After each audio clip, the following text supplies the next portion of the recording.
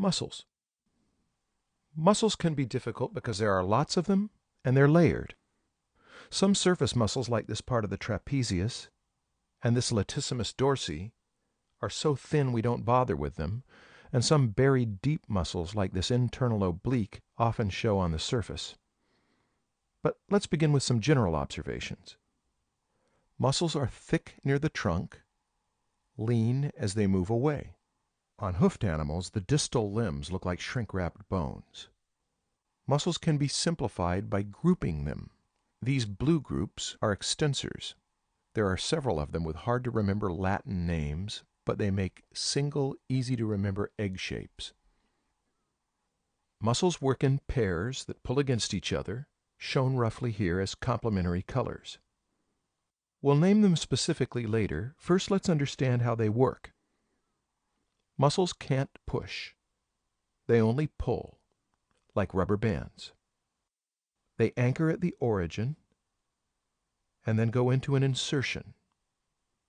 Tendon connects muscle to bone.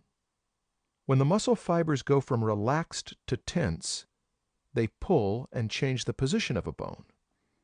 So on this cat, back muscles contract to stretch out the body. That's called extension. Belly muscles contract to scrunch up the body. That's called flexion.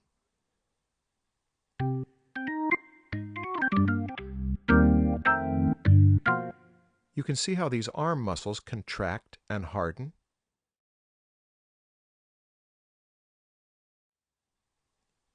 And how these hind leg muscles work in opposition to each other.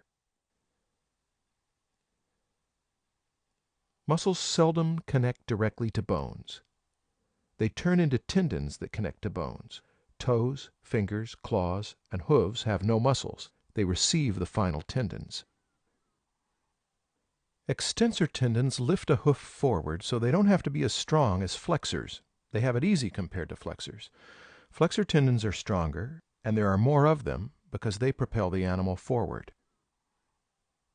More about that when we get to limbs. For now, let's remember that anatomical charts are just that. They're maps, not journeys.